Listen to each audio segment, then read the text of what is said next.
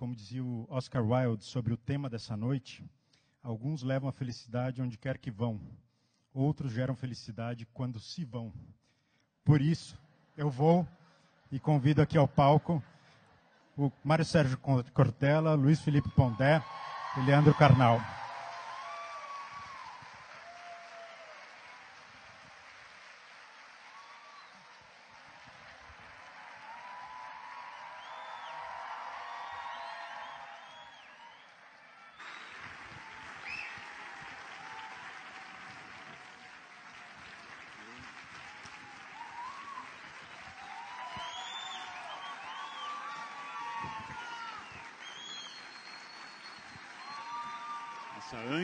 Antes da fala. Antes da fala. Bem. Ok, muito obrigado, gente. Prazer voltar a esse espaço onde eu já estive. Um prazer para uma plateia que fez visíveis sacrifícios hoje. Tem gente esperando aqui no Frei Caneca desde que ele era sacristão, desde o início da ideia. E coube a mim, por uma eleição unânime, livre e democrática, dirigir os trabalhos. À direita de vocês, à minha esquerda, o professor Cortella, que todos conhecem, e o professor Pondé. Não deixa sua esposa ouvir. E o nosso modelo, por enquanto, será, eu vou fazer uma brevíssima introdução. O professor Cortella falará durante 15 exatos minutos sobre filosofia, felicidade, a sua concepção de felicidade. O professor Luiz Felipe Pondé falará logo em seguida o mesmo tema. Depois cada um de nós falará 10 minutos comentando a fala dos outros. Passada esta fase, nós passaremos a fazer perguntas uns aos outros. Então, esse é o modelo que nós temos hoje. E é um prazer estar aqui nos 15 anos da Planeta, que nos publica, que lança muitos livros, com muita competência, com muito profissionalismo, e resolveu comemorar seus 15 anos com um evento que é aquilo que a Planeta faz, que é divulgar cultura, divulgar conhecimento a todos nós. Então, hoje nós vamos falar de felicidade e, aparentemente, isso está repleto nesse espaço. Posto que vocês bateram palmas de pé antes do evento, então agora vocês precisam achar uma manifestação para o final que exceda essa manifestação. Cuidado com as ideias, Carnal. Just in case. Just in case. Isso é muito bom, isso é muito animador, isso abastece muito o nosso coração, abastece muito a vontade de continuar trabalhando, produzindo. Esse é o Brasil real, o Brasil que eu gosto, esse é o Brasil que vai, que assiste, que debate, e esse é o Brasil que me torna feliz. E essa felicidade, nós começamos com o professor Cortella, explicando durante os próximos 15 minutos seu conceito filosófico e pessoal de felicidade. Por favor, professor. Muito bem. 21 de maio de 1688, nasceu Alexander Pope, um dos maiores poetas de língua inglesa da história, um homem que é conhecido especialmente não só pela sua produção literária, mas porque fez a tradução mais conhecida em inglês da Ilíada e da Odisseia. Esse homem que aniversaria em 21 de maio é um homem que há 330 anos, ao aparecer, permitiu que nós fôssemos capazes de um nível mais denso de felicidade, não porque produziu poemas estupendos apenas, mas porque trouxe para aquilo que é o mundo mais moderno o que um dia sonharam os gregos antigos na sua história, na sua tradição. Mas do Pope eu gosto demais de uma frase, ele era extremamente satírico, que tem muito a ver com essa reflexão que nós aqui vamos fazer e também com aquilo que gostamos de escrever, né, no nosso dia a dia, seja nos livros que cada um de nós publica individualmente, seja em livros que já fizemos juntos e, portanto, há algo a ser meditado, especialmente quando se fala, né, sobre felicidade. Disse o Pope um dia que algumas pessoas nunca saberão tudo porque entendem tudo muito depressa. Algumas pessoas nunca saberão tudo porque entendem tudo muito depressa. Isso me lembra aquilo que um dia Guimarães Rosa produziu ao dizer: não convém fazer escândalo de começo, só aos poucos que o escuro é claro. Que é um sinal de inteligência imensa de alguém que conseguiu observar a vida e olhar um pouco o que significa existir. Não convém fazer escândalo de começo, só aos poucos que o escuro é claro. E o tema da felicidade, ele não pode ser banalizado, olhado de uma maneira menos densa, porque ele, em última instância, é aquilo que, de maneira geral, quase sempre nós dizemos que queremos ser, queremos ter, queremos encontrar. Portanto, a felicidade como nosso horizonte. Claro, o mesmo Guimarães é lembrado sempre quando afirmava que viver é muito perigoso. Claro, a vida nos cansa, nos alegra, nos anima, nos enfastia, nos perturba, nos machuca, nos produz agonia. Eu nasci em Londrina, no norte do Paraná, e há um grande escritor de Londrina também, chamado Domingos Pellegrini. Domingos Pellegrini resolveu um dia fazer algo que eu acho especial. Eu gosto muito de haikais.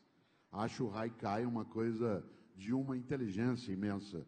Para mim, o melhor brasileiro, depois de Milor Fernandes para a produção de haikai, era o paranaense, como eu, só que de Curitiba, Paulo Leminski.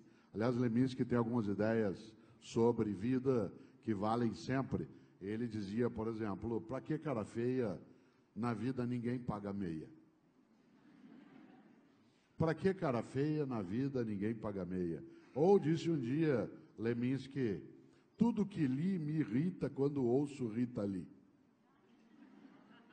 Tudo que li me irrita quando ouço Rita Lee.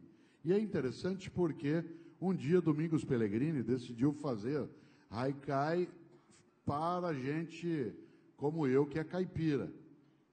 E ele até tem um livrinho chamado, Pondé Carnal, chamado Haikaipiras, que é só de haikais que quem é do interior entende bem e quem não é entende do mesmo jeito.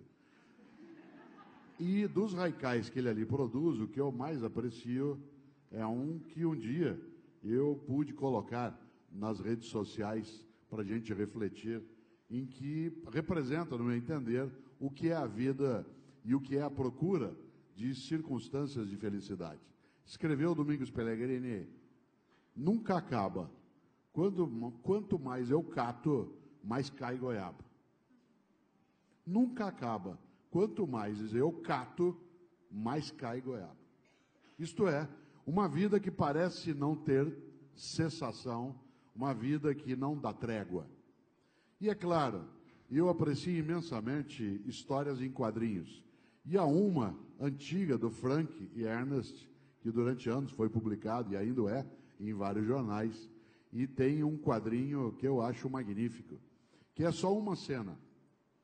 Um psicanalista atrás de uma mesa daquelas de psicanalistas, talvez um psiquiatra mais até do que um psicanalista, e no fundo vários diplomas, uma imagem do Freud, na frente o paciente, que é o Frank, dizendo a ele: sabe o que é, doutor? Eu não quero fugir da vida, eu só quero que ela me deixe em paz um pouquinho. Essa ideia de paz, isto é, de situações em que você percebe que a vida, ela pode exuberar, ela pode fazer sentido, ela pode ser fruída sem ser, de fato, um encargo. É algo que no nosso horizonte a gente lida, talvez, com a ideia de felicidade. E uma das coisas mais tristes é que muita gente esquece, no meu entender, que felicidade não é um lugar onde você chega. Felicidade é um horizonte. E, obviamente, inatingível, como uma circunstância de permanência. Felicidade não é o que você, ao desejar, ao nela chegar, senta, repousa, relaxa e pode fruí-la. Há pessoas que dizem: um dia eu vou ser feliz. E eu digo: nunca o será. Afinal de contas, a felicidade não é um ponto futuro. A felicidade, ela é um desejo permanente, mas ela é uma circunstância provisória. Nenhum e nenhuma de nós é feliz o tempo todo. Aliás, uma pessoa que for feliz o tempo todo, feliz não é, ela é tonta. Afinal, a vida tem perturbações, ela tem percalços, ela tem dores, ela tem dificuldade. E alguém que se coloque como feliz de modo contínuo não entendeu a própria existência. Nesse sentido, talvez ela esteja privada, essa pessoa, de sanidade. Afinal, uma pessoa que ao menos seja minimamente mentalmente sadia, sabe que não pode ser feliz o tempo todo, porque a vida não oferece só essa condição. No entanto, se a felicidade não é algo contínuo, ela, no meu entender, ela é uma vibração intensa da vida. É quando você sente a vida vibrar em você. E essa vibração, que não se confunde com mera euforia. Por exemplo, há substâncias artificiais que produzem em nós euforia. Substâncias que podem ser ingeridas, como álcool ou como outras formas de fármacos, que você chega num estado eufórico. Mas a euforia não coincide com a felicidade. A felicidade, ela é, no meu entender, um momento de vibração intensa da vida, no qual você se coloca, inclusive com a compreensão de que naquele momento você podia morrer. Isto é, que já tinha valido. Interessante que quando se fala de alguma coisa, a gente diz, valeu a pena. Quando hoje nós terminarmos aqui, algumas pessoas talvez tenham essa reflexão. Eu fiquei algumas horas parado, fiquei aguardando para conseguir, uma entrada, mas valeu a pena. É interessante porque como a vida nos coloca uma série imensa de penas, mas ela não faz só isso. Há situações em que você, com todas as penalizações que a vida nos apresenta, você percebe que há momentos nessa vida em que a vida vale tanto que você poderia deixar de existir naquele momento. Para mim, essa é a medida do que eu considero a vibração intensa. O momento em que a vida é tão exuberante que eu poderia morrer por não tê-la desperdiçado, apenas por ter vivido aquela circunstância. Coisa curiosa, a felicidade, ela é um episódio eventual. No meu entender, a felicidade é uma ocorrência, ela não é um estado contínuo. Aliás, nós só podemos ser felizes porque não o somos de modo contínuo. Uma parte das coisas por nós apreciada só o é porque ela se ausenta. Por exemplo, é bom demais que você possa beber água quando você está com sede. A água fica muito mais apreciável quando você está com sede. No entanto, tomar 8 copos de água para fazer um ultrassom de vias urinárias não tem o mesmo sentido. Eu gosto, de vez ou outra, de tomar uma cerveja, ou uma taça de vinho, ou uma dose de uísque. E eu gosto de fazê-lo porque eu não o faço sempre. Uma pessoa que tem dependência em relação ao álcool, ela não aproveita o álcool, ela tem uma necessidade. Alguém que é, por exemplo, dependente de algo, não tem fruição naquilo. Nesse sentido, a capacidade de aproveitar os momentos em que a vida, com intensidade em mim, vibra, a ponto de eu poder dizer, já estava bom assim, daria para parar por aqui, está ligada à própria ausência dessa situação no mais do tempo. É muito bom ter apetite, é muito bom ter vontade de encontrar alguém, é muito bom ter saudade, porque isso permite que você, ao vivenciar a ausência, possa fruir o encontro. Nesse sentido, eu quero lembrar algo que a gente não pode, no meu entender, deixar de lado. A felicidade vai sim aos trancos e barrancos, ela, sem dúvida, não é um estado, como eu dizia, contínuo, ela não vem sempre, mas vem de vez em quando. E quando ela vier, afague, cuide, acaricie, porque ela se vai. Mas ela volta. Mas ela se vai de novo. Há pessoas que prestam tanta atenção na partida e na despedida dos momentos felizes, que quando ela está, não são capazes de afagá-los, de cuidá-los desses momentos. Nessa hora, lembro, a felicidade é uma ocorrência. essa ocorrência ela é eventual. Há momentos de felicidade que a gente só pode, como eu dizia, fruir com intensidade, que a gente sabe que ele é transitório.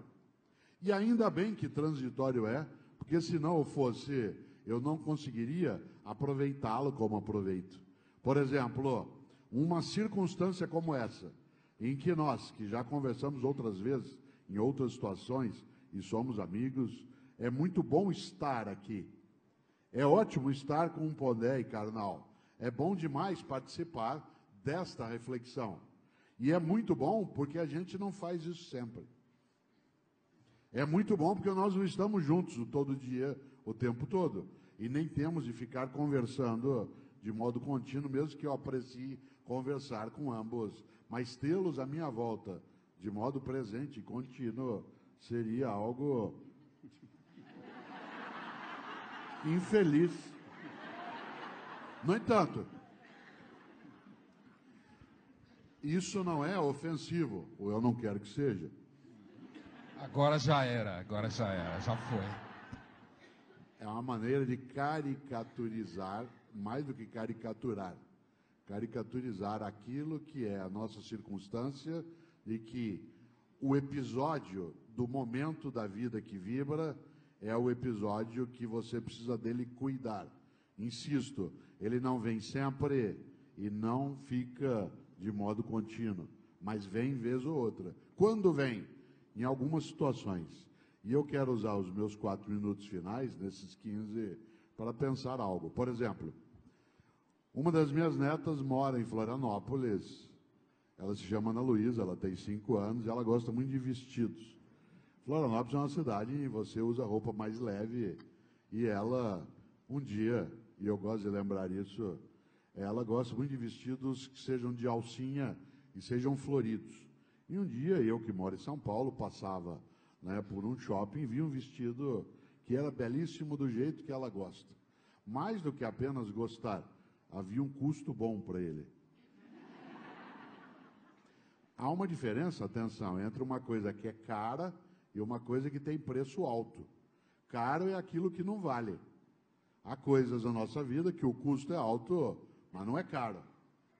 Há várias coisas que você e eu gostamos de ter, que o preço é mais alto, mas ele não é caro. Caro é aquilo cujo preço é muito superior ao valor daquilo. E nesse sentido você diz, isso é muito caro. Isto é, não vale isso. Claro, algumas pessoas poderiam dizer isso em relação à própria vida, mas voltando a esse polo, o vestido tinha um custo bom demais. Eu comprei, fui a Florianópolis, eu tinha uma atividade lá, e fui visitar, né, ali a Ana Luísa, que estava na escola. E aí a Ana Carolina, minha filha, mãe da Ana Luísa, ela foi buscá-la na escola. No caminho ela contou para a Ana Luísa que eu tinha trazido um presente. E não disse o que era. Quando a Ana Luísa chegou, que ela entrou na casa, que ela me viu, ela veio correndo na minha direção e foi subindo em mim. Ela foi me escalando. Não sei se já teve a sensação de ser escalado por uma criança. Isso é algo inesquecível. E aí, é claro que ela estava naquela euforia, naquele momento, também por causa do presente. Não só por isso, mas também por isso.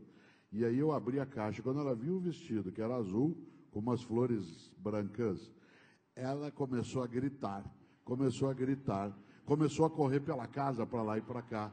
Começou a tirar a roupa da escola, tirou o tênis, a meia, tirou a blusa, a calça, a calcinha e ficou pelada pela casa, correndo.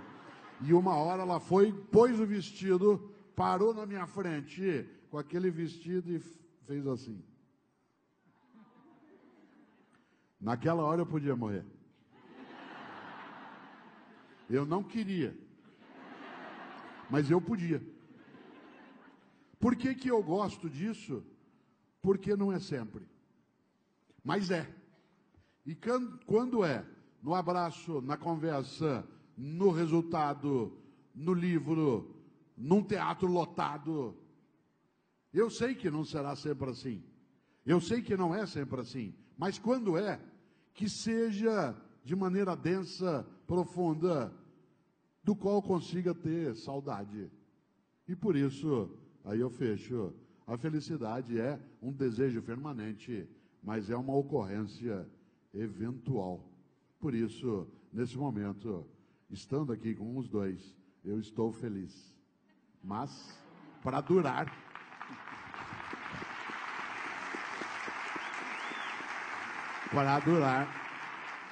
Para durar bastante, que isso aconteça, é preciso que eu não esteja com vocês sempre. Ele repetiu a ideia, Karnal. Muito obrigado, professor Cortella. Então, os próximos 15 minutos pertencem ao professor Luiz Felipe Ponder. Bom, boa noite. É um prazer estar aqui com vocês. É uma honra, sabendo a dificuldade que foi chegar aqui. É um prazer estar com os colegas. Eu agradeço à Editora Planeta. De fato, faço minhas as palavras que o Karnal tinha dito, e é sempre bom ter a chance de a gente poder trocar ideias, e sem dúvida nenhuma isso é algo que nos faz acreditar que, apesar de muito do que se fala, o Brasil está num momento muito bom. E eu dizendo que o Brasil está num momento muito bom deve significar muita coisa, né, Karnal? Já que ele acha que eu sou um Schopenhauer encarnado nos trópicos, o que não é exatamente verdade, mas assim... olha, eu diria que felicidade nunca foi um tema que me ocupou muito, né? Quando o tema foi proposto, e eu pensei, não é um tema que, assim, que eu pense filosoficamente, não é uma coisa que me ocupa muito, e na vida do dia a dia. Então eu me pus a pensar sobre o assunto, porque a gente ia conversar sobre isso, e eu vou seguir um pouco a rota, um pouco digamos assim, a inspiração que o próprio Karnal fez quando ele disse que a gente ia dizer o que era felicidade para nós, né? Então, claro, munido de um repertório filosófico, literário, tanto que eu conheço e assimilei, mas eu vou estar falando para vocês aqui algumas características ou algumas virtudes que me parecem importantes para a gente chegar a alguma forma de felicidade, que eu não vou ousar definir exatamente o que é, mas espero que fique claro o que eu penso de felicidade. A primeira, eu diria que eu acho que existem algumas qualidades ou algumas características que podem fazer com que a gente tenha, digamos, uma vida feliz, né? E vou encerrar os meus 15 minutos falando um pouco sobre a relação entre felicidade e os mais jovens, pessoas que estão aí pelos 20 anos e tal, a partir de algumas pesquisas que me deixam bastante preocupado, inclusive porque lido com jovens quase todos os dias em sala de aula há 22 anos.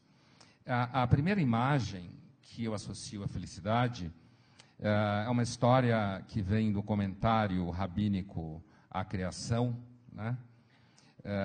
Que é da tradição rabínica judaica, os chamados midrashim, os comentários, em que se conta que um dia Deus, quando criou o mundo, e aí ele ia criar o homem e a mulher, e como é um Deus judeu, então ele tinha um parlamento com ele, porque vocês sabem que o judeu não consegue pensar nada se não tiver alguém com quem brigar, certo? Então, por isso que se fala 2 judeus, 3 ideias, né? E aí ele chama o seu parlamento e debate. Devo criar o homem e a mulher? Não devo? E aí vem a justiça e diz, vou fazer uma versão curta da história, a justiça vem e diz assim, não crie não. Não crie não, porque o homem e a mulher, eles vão dar muita dor de cabeça. Eles vão romper com você, eles não vão te obedecer, eles vão fazer muito trabalho, criar muito trabalho, não crie. Aí Deus chama uma outra membra do seu parlamento, que é a Misericórdia, e pergunta, e aí, Misericórdia, eu devo criar o homem e a mulher? E aí a Misericórdia diz, deve. É verdade que eles vão criar muito problema para vocês, para você, né? Bem, no começo a Bíblia é quase plural, para você. Mas vai ter alguns momentos em que eles vão deixar você tão feliz com o que você fez, tendo criado eles, que vale a pena. Aí Deus pega a Misericórdia, pega ela nas mãos e diz, eu vou fazer o que você disse. Mas pega ela, joga ela no chão, estilhaça ela em milhares de pedaços, joga ela sobre a criação e diz: eu vou criar o homem e a mulher. Agora eu vou fazer com que eles passem o resto da vida buscando cada fragmento de misericórdia na face da terra. Essa história, que tem algumas versões dela, mas ela me lembra a ideia de felicidade, primeiro pelo que a misericórdia diz, e depois pelo que a misericórdia é. Eu acho que é impossível você ser feliz se você não experimentar a misericórdia. Se você não experimentar a possibilidade de perdoar pessoas, e se você não experimentar a possibilidade de ser perdoado por pessoas. Portanto, não é possível a felicidade se você não tiver consciência de que você tem culpa de muita coisa e de que você faz muita coisa errada. Daí nasce uma das críticas mais comuns que eu faço nos meus textos, na Folha, livros, nos meus livros e no canal do YouTube, em toda parte, que é muito comum, as críticas que eu faço àquilo que eu chamo hoje em dia das pessoas que se acham do bem. Porque eu acho que uma pessoa que se acha do bem e não reconhece em si nada de mal, ela provavelmente deve ser uma pessoa profundamente infeliz, porque ela não precisa de misericórdia, ela não precisa de perdão. Só quando você sabe o quão você é capaz de não ter controle sobre sua vida, de quão você pode meter os pés pelas mãos, do quão você pode fazer coisas que os outros não acham certo, é que você pode, de fato, experimentar a vida na sua matriz mais pura, que é um certo patos.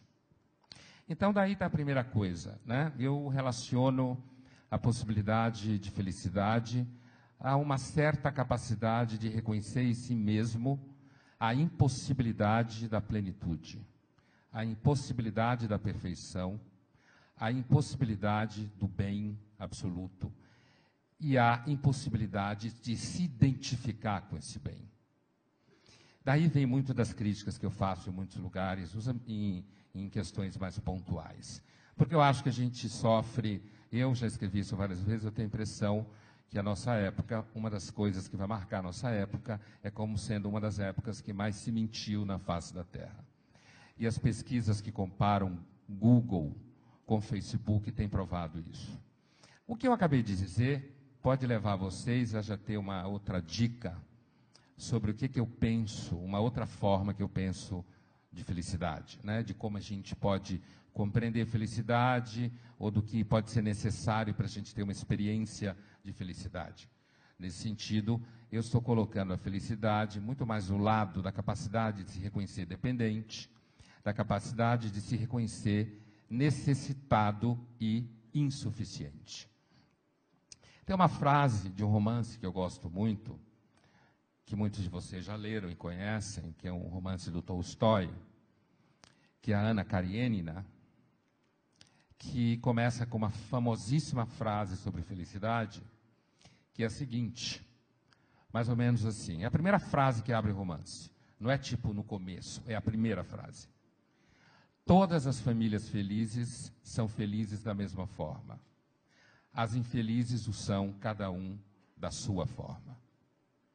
Essa frase do Tolstói, quem conhece a história, sabe que a história é a história de uma mulher adúltera, que trai o seu marido porque se apaixona perdidamente pelo conde Vronsky e acaba pulando embaixo do trem.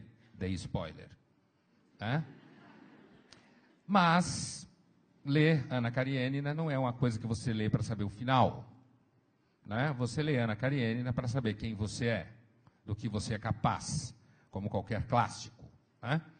Eu lembro disso porque, assim, nessa aí vai um outro entendimento meu. Eu vou apresentar para vocês, basicamente, 3 entendimentos. Já apresentei um, que é relacionado ao tema da misericórdia, da insuficiência e do reconhecimento que a gente tem de perceber as nossas falhas. Pessoas perfeitas devem ser profundamente infelizes.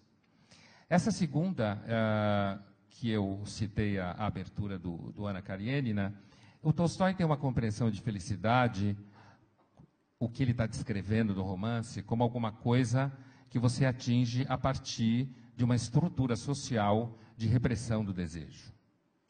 Portanto, para você ser feliz de acordo com a norma da civilização, você deve ser, no mínimo, monótono. Você deve ser alguém que está inserido dentro de uma regra em que o desejo está completamente contido a partir de certas obrigações. Essas obrigações estão relacionadas à sua família de origem, à família que você vai construir, os filhos, o marido, a mulher, todo mundo que dá à sua volta, os amigos, a sociedade, ou seja, o que você tem que cumprir. O Tolstói tinha uma compreensão extremamente pessimista de natureza humana, que não cabe aqui entrar nela, terrível sobre o desejo, em momentos em que ele quase se aproxima de entendimentos em que a melhor coisa que devia acontecer com o mundo, com a espécie humana, melhor dizendo, era parar de reproduzir. Ele flerta com essa ideia, né? Mas o que eu quero pontuar aqui, essa fala do Tolstói, ainda que ele não esteja próximo na totalidade do seu entendimento, me lembra um outro autor que também é muito importante na minha formação. Estou fazendo referências à Bíblia, é importante na minha formação, né? A literatura russa é muito importante na minha formação, e o Freud. Todo mundo conhece a famosa frase do Freud no Mal-Estar na Civilização, que eu acho um texto fundacional para se entender a modernidade, em que ele diz: às vezes a gente tem a impressão que a felicidade humana não faz parte dos planos da criação. Aparentemente, a criação não planejou a felicidade humana. Por quê? Porque a gente está sempre tropeçando no desejo. A gente está sempre perdendo o controle sobre o que a gente quer, e o desejo é sempre algo que pode levar você a momentos de enorme felicidade e a momentos de enorme tristeza. Coisas que eu acho que estão lado a lado. E aí, no caminho da minha apresentação, pode ficar um pouco claro o que eu vou dizer no final, como eu entendo da forma mais pessoal a ideia de felicidade. Então, o Tolstói e o Freud aqui estão dialogando no sentido, apesar de que os dois não concordam, Freud nunca achou que a humanidade devia parar de se reproduzir, no sentido de que a normalidade da civilização está baseada na repressão do desejo. Eu não estou entrando em detalhes sofisticados sobre conceitos, fazendo diferença entre desejo, libido, pulsão, seja o que for, no âmbito da teoria freudiana. Mas a norma social, aquilo que faz você mais ou menos feliz, faz você mais ou menos normal, mas faz você sempre tendo um certo mal-estar, é o fato de que para você conseguir conviver em sociedade, você tem que reprimir certos desejos que nascem em você, que brotam em você, porque você é um ser desejante. E aí a noção de civilizado e amadurecido é mais ou menos a ideia de que você é capaz de lidar com os sustos que a vida lhe apresenta, quando de repente você se vê diante de uma situação em que você diz: eu sempre esperei por isso. E saber que você talvez tenha que abrir mão disso.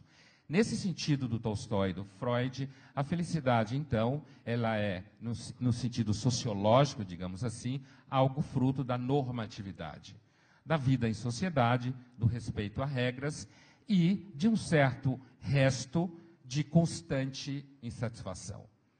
Por último, eu diria que eu acho uma outra forma que me ilumina um pouco, pensando a partir dessa questão da felicidade, é que me parece que uma das coisas mais importantes para se ter momentos em que você sinta a vida leve, que você tem a impressão que as coisas que você faz estão boas, quando você encontra sentido na vida. Quando você encontra sentido no que você faz, quando você encontra sentido nas pessoas com quem você está. E eu não acredito que o sentido cai do céu, eu acho que o sentido é arrancado das pedras. Então, isso significa trabalho, esforço, perenidade, resiliência e tudo mais. Dado esses três sentidos, né, essas três formas, felicidade a partir de uma certa apreensão da necessidade de misericórdia e da dificuldade que isso implica, a relação entre felicidade e normatividade social produzindo um resto de mal-estar constante que não teria solução, né? E por último, a ideia de que felicidade está associada a sentido na vida, eu completarei a minha fala dizendo o seguinte: ao ficar vasculhando cá, pensando, afinal de contas, eu que nunca pensei filosoficamente, de fato, nunca foi um tema que eu tenha me preocupado sistematicamente, eu quero dizer, estou falando do ponto de vista profissional. Ele aparece aqui e ali por conta de que ele está associado a várias outras coisas. E eu lembro, por exemplo, eu, como muita gente sabe, eu era fadado a ser médico, né? Família de médicos, agora filho médico, adorava biologia, era bom aluno, passei em medicina muito fácil, o curso era tranquilo, mas eu sentia uma coisa que era assim, eu não estava afim de hospital, achava o papo dos médicos me dava um sono, coisa e tal. E então, num dado momento, eu chutei o balde, depois de um certo processo, e resolvi ser filósofo, ou seja, eu apostei numa profissão que tinha tudo para dar errado, né? E olha só o que aconteceu, né? Mas, então eu fiquei pensando, e eu cheguei à seguinte conclusão.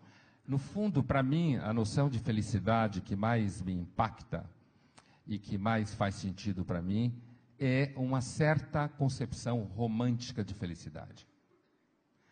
No sentido de que eu suspeito, né, que felicidade para mim tem a ver com a experiência da autenticidade, de você ser capaz de viver aquilo que você sente desejo de viver, que você é capaz de lidar com as tensões que essa busca causa, que esses encontros causam, e que, portanto, não haveria, me parece, para mim, a possibilidade da experiência de felicidade fora da autenticidade.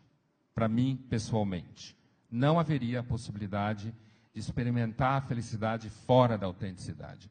Quando eu olho o meu percurso até aqui, o meu percurso parece me reforçar essa ideia. Portanto, nesse sentido, a felicidade, para mim, está intimamente associada a você poder viver paixões e, logo, portanto, ela está ligada à coragem. Talvez duas coisas que se excluam de forma fundamentais sejam covardia e felicidade. Eu diria, por fim, que eu acredito que uma das virtudes mais necessárias para a felicidade é a coragem. Obrigado.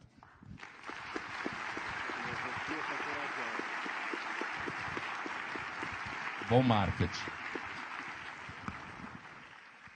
Muito obrigado. Responder é uma alegria estar entre duas pessoas inteligentes, ouvindo.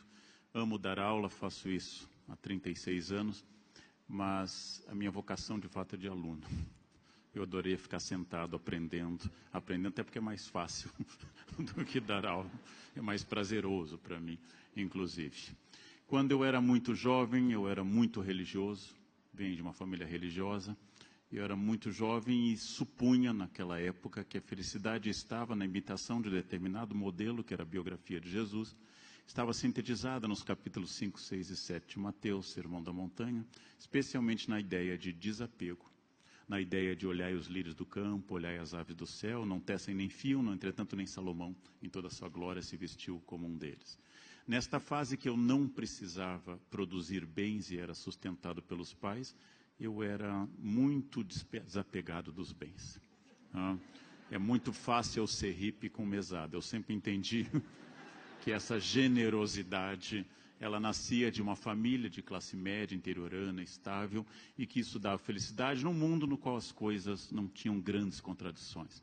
Escola muito fechada, muito católica, a mesma família, de casa para a escola, sempre todos estudaram lá, os professores, meu pai deu aula de latim na mesma escola, e tudo isso era tranquilo. A fé era uma experiência estética, descrevi isso há pouco, no final da tarde, quando eu tocava na capela e a luz do vitral azul entrava, eu tocava uma música de uma oração atribuída a São Bernardo, e aquilo era Deus, o belo, o bom, o ético. A felicidade, voltava super feliz para casa. Nem um minuto me passava pela cabeça que uma parte da minha pátria estava nos porões sendo torturada. Não me passava isso pela cabeça aos 8, 9 ou 10 anos. E tudo era feliz e muito bom. E essa religiosidade me levou longe, a estudar muito, inclusive, a ser jesuíta. Por vários motivos, esse modelo de felicidade na imitação de Cristo, esse modelo de felicidade na entrega a um modelo religioso, esse modelo foi entrando em certo paradoxo, não muito claro, em nenhum momento muito objetivo.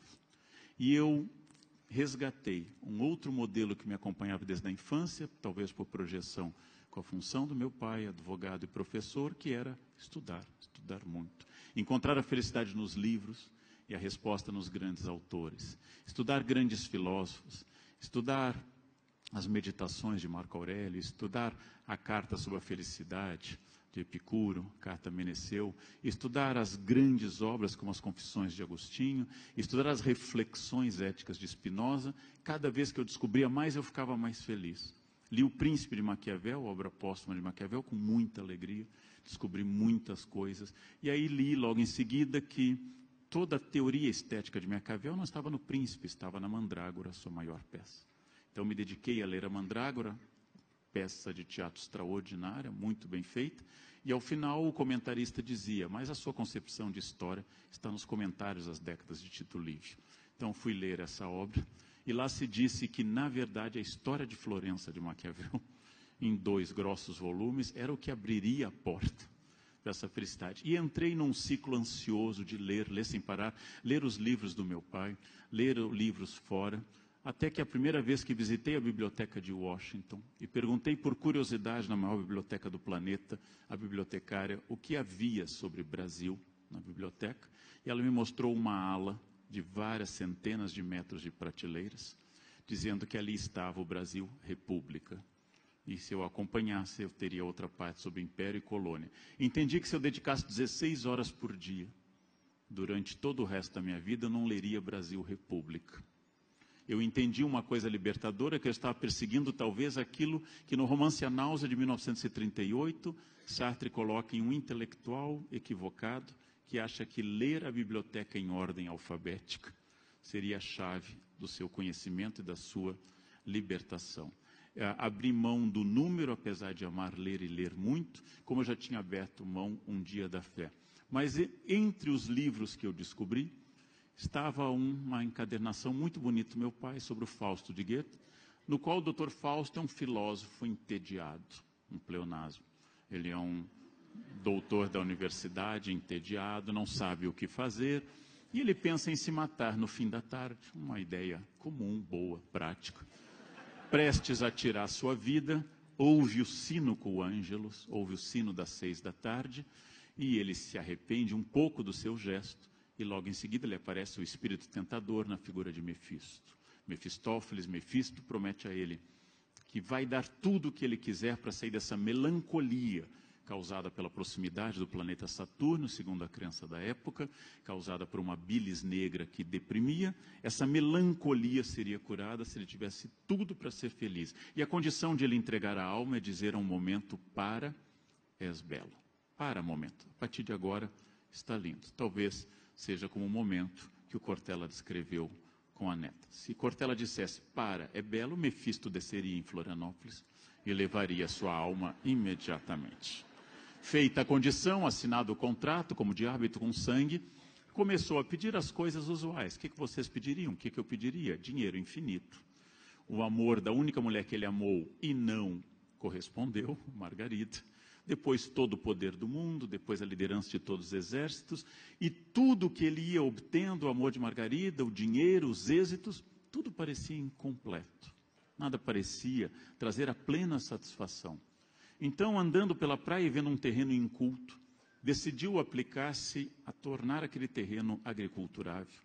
Contratou pessoas e, ao longo dos próximos anos, passou a tornar agriculturável uma terra estéril à beira-mar.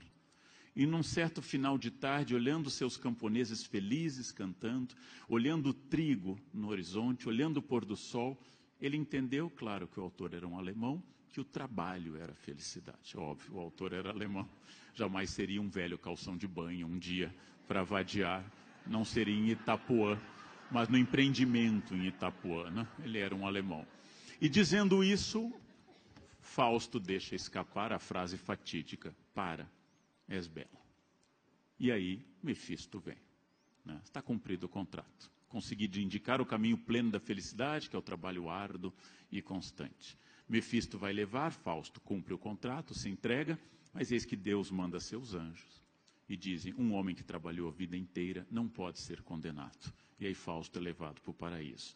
Este é um final infeliz, porque Deus quebra a regra do jogo, viola o contrato, vai no tapetão e tira Fausto dessa ideia. Essa parte final me desagradou por já não ser mais religioso.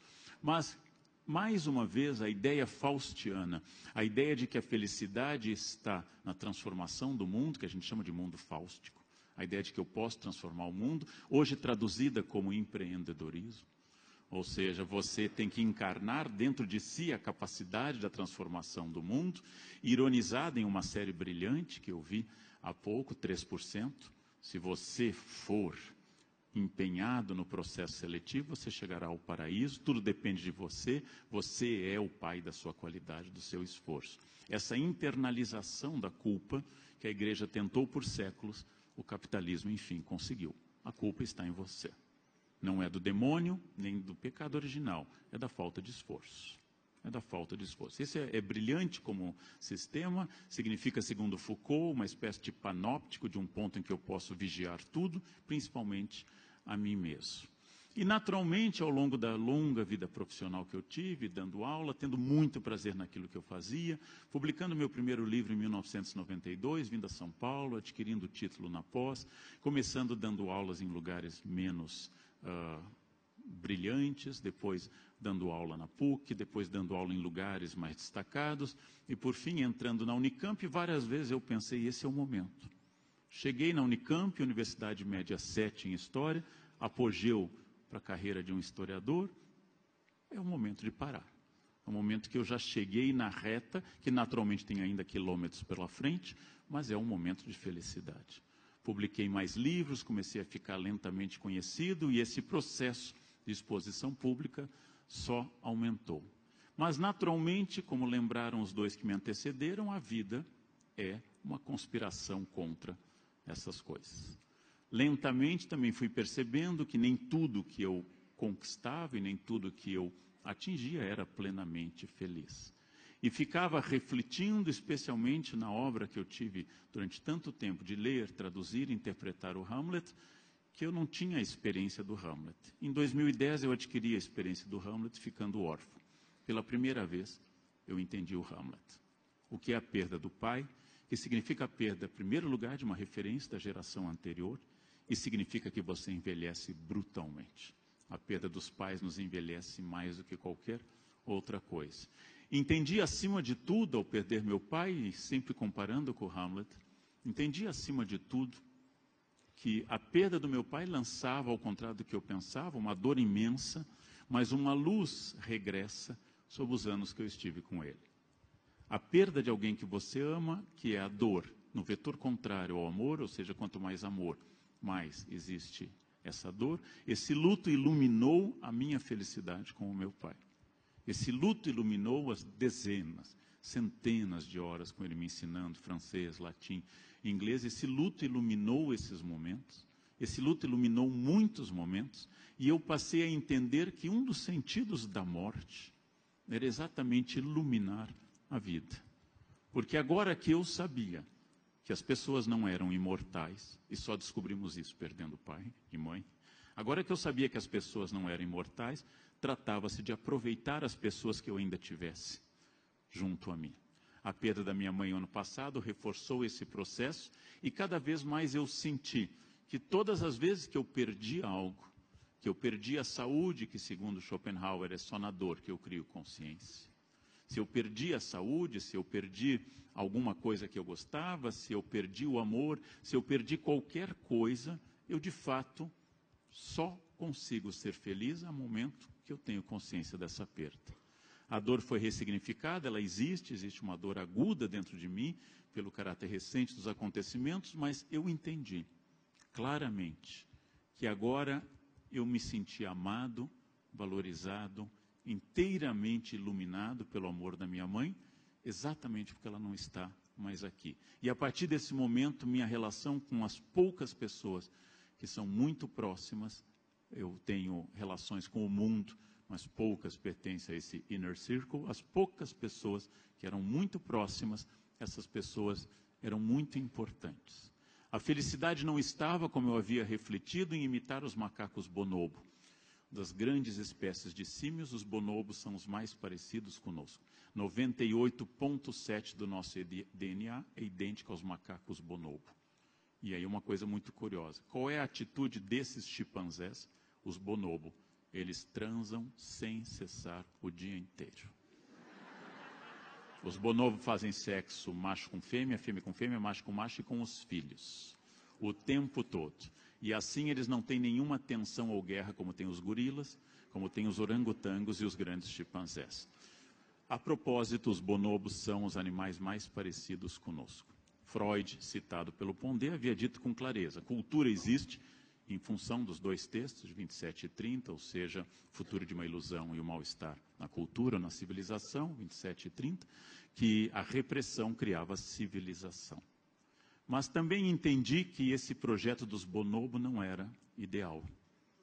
Tem algum momento que você teria que parar, tomar água, né, suspirar, que não poderia ser. Tive uma curta fase bonobo na minha vida, passou por vários motivos, um deles é ter sentido o vazio disso, e que, na verdade, a felicidade não estava nem de ter tido uma fé muito intensa, não estava em buscar o conhecimento acima de tudo e com uma sede quase obsessiva por conhecimento, não estava na sexualidade, não estava nas conquistas materiais. E é claro, todas as conquistas materiais são boas, especialmente quando houve, como lembrou o professor Cortella, quando houve falta.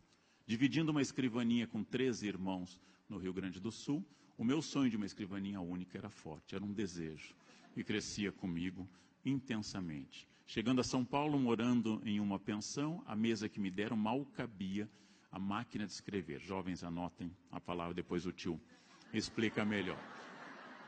E eu sonhava com uma escrivaninha. Ao me mudar para o ponto que eu estou hoje, do qual me mudarei em breve, comprei uma escrivaninha gigantesca, sob medida na parede, com espaço para 2 computadores, muitos livros, muitas gavetas. E toda vez que eu sento nela, eu sou invadido por uma felicidade profunda, porque eu lembro dos muitos momentos que eu quis uma escrivaninha só minha e não tinha. Então, dessa falta gerou uma felicidade que eu sinto dos meus alunos milionários, às vezes, que não têm, porque nunca sentiram falta nem da escrivaninha, né? Nunca viajaram de classe econômica. A minha alegria na classe executiva é por ter feito 8 viagens à China de classe econômica.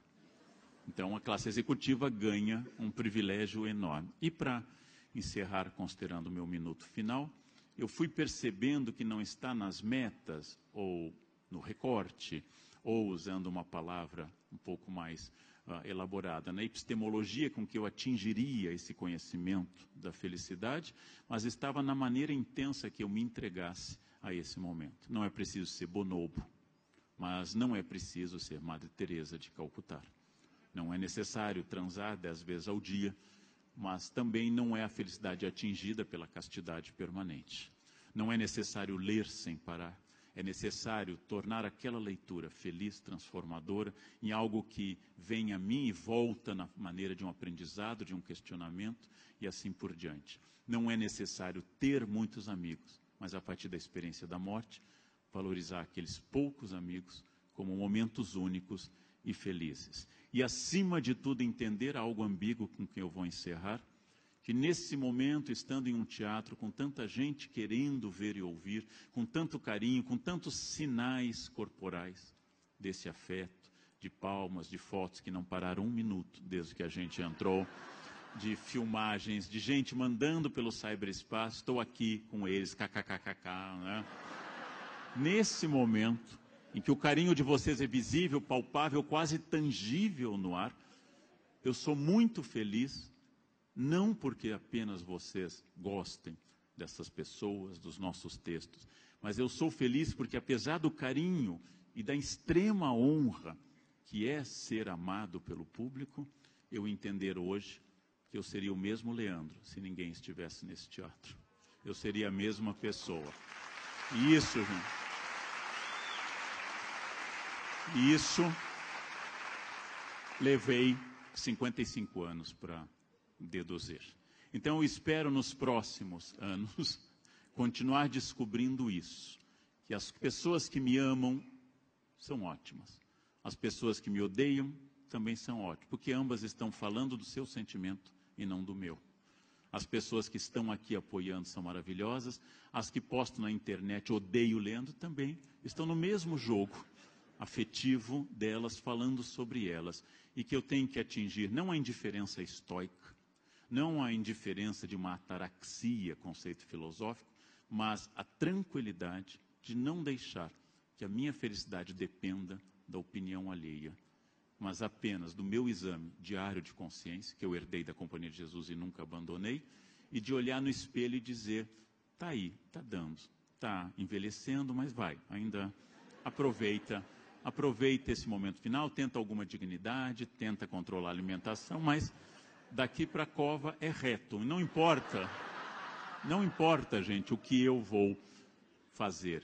Importa como eu me comparo para poder aproveitar esse momento mágico que vocês estão valorizando. 3 professores, isso é muito bonito no Brasil, nesse momento mágico, mas entender que esse momento é muito especial, mas que a felicidade não pode depender do número de estrelas que um crítico dá ao seu livro, ou de um número de obras vendidas. Ela tem que ser muito mais do que isso, senão, como diz Marco Aurélio, a felicidade é do outro e não minha. Muito obrigado.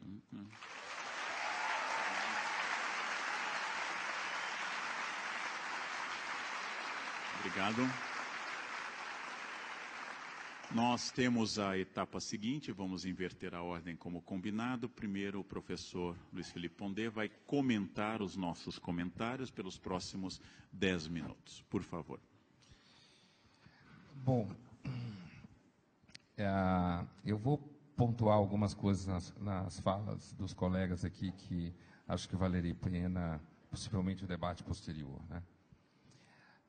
Uma coisa que o Cortella falou, essa relação entre a felicidade e quase que uma consciência do que pode acontecer, da morte, do fim.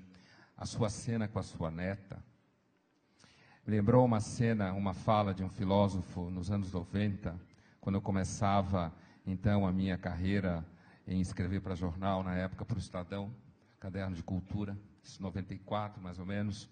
Então, eu estava na França e eu fazia uma série de entrevistas, e foi a primeira vez, depois eu via encontrá-lo umas 3 vezes para entrevistá-lo, depois já para a Folha, o alemão Peter Sloterdijk. E ele me recebeu na sua casa e partilhamos um gosto comum, que é fumar charutos, né? E a então esposa dele cozinhou o almoço para nós, e ele tinha uma filha pequena chamada Mona, que hoje é uma mulher, que está lá pelos 23 anos de idade, mais ou menos, e que ela ficava andando embaixo da mesa e passava por baixo da nossa perna, a gente levando uns papos super cabeça, e ela fazendo isso, num dado momento ela para, olha para mim e abre um sorriso enorme. E aí o Sloterdijk fala para mim assim, veja só, Pondé, se a gente pudesse fotografar o rosto dela nesse momento, e depois mostrar para ela, porque ela nunca mais vai ser tão feliz na vida. Porque depois que ela crescer, depois que ela conhecer toda uma gama de pressões que a gente sofre, e eu acho que essas pressões são, inclusive, muitas vezes a gente cede a elas para sobreviver, né? E a gente acaba acreditando em determinadas coisas para sobreviver. Essa fala do Sloterdijk, que eu nunca esqueci, a tua fala sobre a tua neta me lembrou isso, que é essa questão de uma criança, na época ela estava lá pelos seus 2, 3 anos de idade, que aquela felicidade toda estava sentada numa experiência de espontaneidade com a vida que depois você perde. E aí começa de fato o desafio, né? E que nós adultos em alguns momentos temos esse tipo de felicidade, né? Eu entendo, reconheço o que você fala. Então, há algo da felicidade, sem dúvida nenhuma, que está associada a esses momentos que são quase momentos epifânicos, né? Com relação ao que o Karnal dizia, eu acho que tem uma coisa que me parece também importante. Primeiro, a questão do capitalismo, que você fala da culpa, né? A gente sabe que, na realidade, apesar de que os judeus são famosos pelo capitalismo, muitos sociólogos acham que o capitalismo é, na verdade, na forma que ele existe, uma invenção protestante, né? E, portanto, a culpa e a ideia de que se você não tem sucesso, você, na verdade, é ruim, ela já vem daí. E com isso eu não quero liberar o capitalismo, porque eu acho que o capitalismo produz uma série de problemas. O capitalismo produz o esmagamento do sujeito, uma neurose de produtividade. O capitalismo obriga você a ser eficaz, né? Na mesma medida que o capitalismo arrancou um tanto de pessoas da pobreza que ninguém nunca viu antes. E a outra coisa que eu acho importante no que você fala sobre o capitalismo ter conseguido causar a culpa total do sujeito, coisa que o cristianismo não conseguiu durante séculos, é porque o capitalismo ele é de tal forma quase incontrolável que você pode, inclusive, fazer toda uma indústria para a destruição do capitalismo e ficar rico dentro dele. Quer dizer, o capitalismo, ele reconhece e ele agrega valor, mesmo quando você o critica, fala mal, quer destruí-lo, considera ele algo que de alguma forma faz mal para as pessoas e de alguma forma faz mesmo. O que eu acho, do ponto de vista da felicidade, ou do ponto de vista desse sentimento terrível que a gente tem hoje, muitas vezes, de que você foi incapaz de vencer nessa história do empreendedorismo do qual você fala, né, que é o nome chique para você pensar em si mesmo como uma empresa. Eu, na verdade, acho isso tudo muito brega no capitalismo, né? Eu acho isso muito brega. Você pensar em você como empresa, pensar em crise como oportunidade, dizer que não tem amigos, mas sim networking, dizer que você está o tempo inteiro querendo produzir. Só que uma das coisas mais ambivalentes que me chama a atenção é porque justamente essa qualidade do capitalismo é que produz um discurso muito recente, de certa forma, que é um pouco relacionado ao discurso que eu falava antes, que é essa coisa de todo mundo querer ser do bem, todo mundo querer agradar, todo mundo querer propor uma solução para as coisas, estar sempre do lado daquilo que é certo. E aí, para mim, isso é uma coisa que para mim causa um espanto, como eu dizia na minha fala no começo, e aí eu vou voltar à frase do Tolstói, a segunda parte dela que eu não comentei, né? Que a segunda parte é cada família triste, é triste da sua forma. O Tolstói está fazendo uma diferença entre a felicidade como sendo alguma coisa que acontece em níveis estatísticos altos, uma vez que você estabelece e segue a norma, e a infelicidade, a tristeza da frase, está associada ao fato da diferença, da singularidade e de alguma coisa que não se repete. É claro que o Tolstói está colocando a capacidade criativa do lado da infelicidade na frase dele. Então, eu confesso que eu não tenho certeza. Uma outra coisa que você falou que me chamou muito a atenção foi um momento que você quase citou o Nelson Rodrigues, quando o Nelson Rodrigues conta que quando ele escreveu a primeira peça dele, ele ficava mendigando boas críticas, né? A gente sabe, eu acho que o Nelson Rodrigues é o maior moralista no Brasil, no sentido filosófico. Moralista, em filosofia, significa alguém que olha a natureza humana no sentido profundo. E que ele passou grande parte do primeiro momento em que ele escreveu a sua primeira peça, mendigando, depois a segunda peça, mendigando que os amigos falassem bem, mendigando que os críticos escrevessem, dessem as tais 5 estrelas, que o teatro ficasse cheio, né?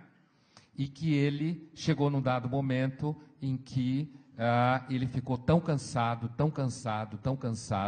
que ele percebeu que ele não aguentava mais querer ser tão amado.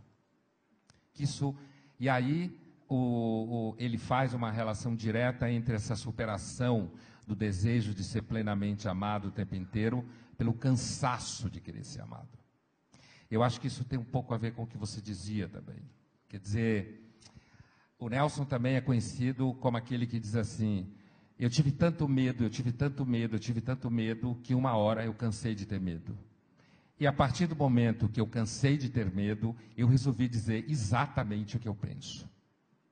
E não dizer mais aquilo que eu acho que tem a ver com o que a gente deve dizer e entrar na norma a qual me referia na frase do Tolstói ou na fala do Freud.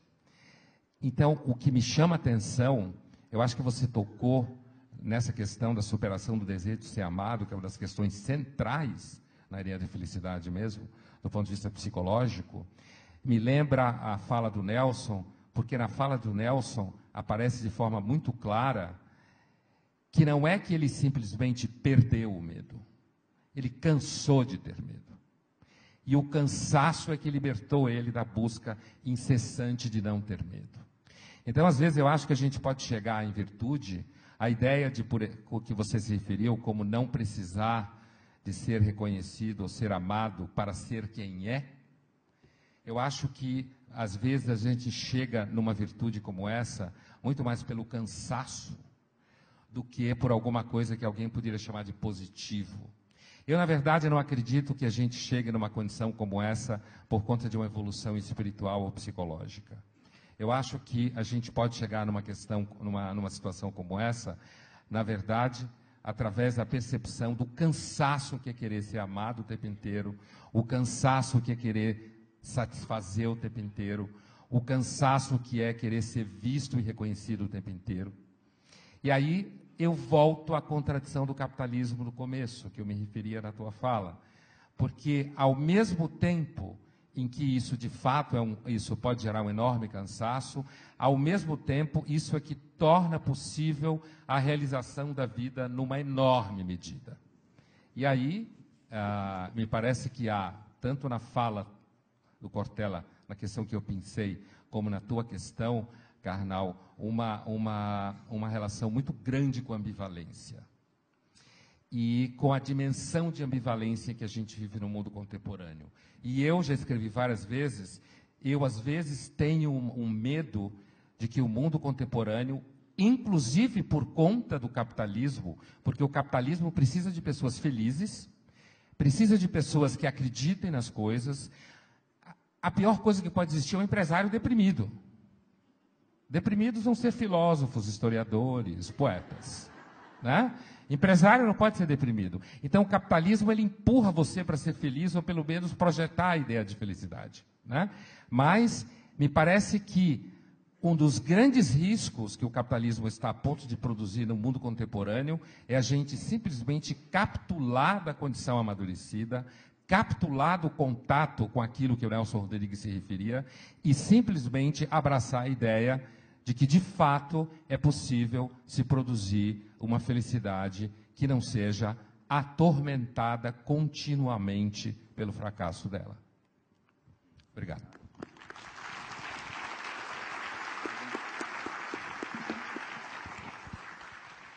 Cortella, por favor. Eu queria retomar um pedaço muito bom daquilo que o Pondé falou, quando fez uma identificação entre felicidade e coragem. Porque, embora nem todo corajoso, isto é, a pessoa que tem a capacidade de enfrentar seus medos, ela se torne feliz apenas porque corajosa é, o inverso, no meu entender, é verdadeiro. Isto é, todo covarde, ou todo, para usar uma expressão antiga, todo pusilânime, ele é infeliz, porque ele se envergonha de sê-lo. E, portanto, embora a coragem não nos ofereça sempre o mérito mais elevado, a pusilanimidade, a covardia, ela nos amargura, porque eu sei quem sou. E quando covarde sou, em relação à vida, ao enfrentamento, à vida coletiva, à política, eu sei que o sou. É interessante porque essa conexão que você faz, ela marca uma das condições que, no meu entender, é a substância também da felicidade. Quando o Karnal relembra da trajetória profissional, e você o tem, e eu também, né, quantas vezes eu me sinto bem, e eventualmente até fico feliz comigo mesmo, de não ter me acovardado por ter feito algumas coisas, entre elas, ter feito filosofia. numa época, inclusive, eu tenho mais idade que ambos, em que isso não era apenas, né, algo que não era bem entendido, né, num circuito, né, dentro de uma nação como a nossa, que vivia um momento de ditadura, como, além de tudo, era considerado próximo à vadiagem. Ainda é. Claro que precisa coragem para deixar a medicina numa família com a tradição tua, que teu filho resgata sendo médico, né? Portanto, ele retoma um salto dado. Claro que precisa coragem para deixar de ser jesuíta. Né? Isto é, alguém que rompe, né, com uma determinada convicção. Essa ideia de coragem não é assim, olha como sou bom, mas olha como eu não sou covarde em relação a algumas coisas. E isso felicita. Claro que não deixa feliz o tempo todo, mas quando deixa, deixa por inteiro. Outra coisa que você levanta, que eu aprecio, e depois comento algo do Karnal, é que ao citar Adão e Eva, parte daquilo que o judaísmo e depois o cristianismo trouxe à tona em larga escala, era identificar o paraíso como sendo um lugar de felicidade. Isto é, onde não havia sofrimento nem dor, onde não havia carência. E eu acho que esse paraíso, ele é tedioso. Ele não é feliz. No meu entender, Adão e Eva só se colocaram, aliás, na condição de felicidade quando eles romperam com o paraíso. Porque o que se tinha num paraíso como aquele era tédio. Nenhuma necessidade, nenhum desejo, nenhuma carência e, portanto, nenhuma busca, nenhuma conquista. A única vez que eles foram em busca do que eles tiveram desejo, dali foram expulsos. E essa expulsão é uma bênção.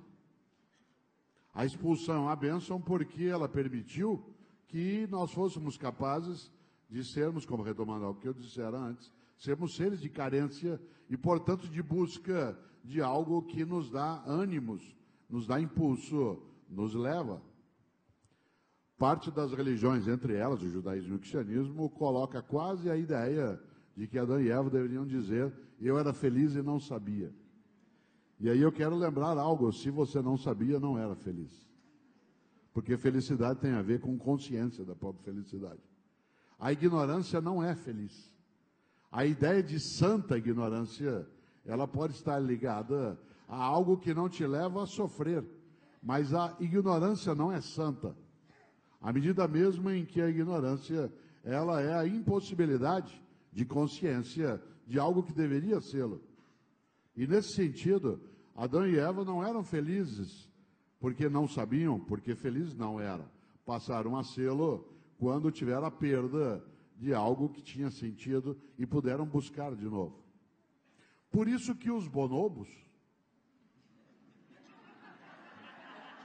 não são, por acaso, tão próximos a nós. Você lembrou bem, no genoma, no mapeamento genético, entre mim e um bonobo, há 98,7% de coincidência do equipamento genético. Isso eu que sou filósofo. Tem gente que é 99,6%. Né? Alguns torcedores de alguns times é 99,9%.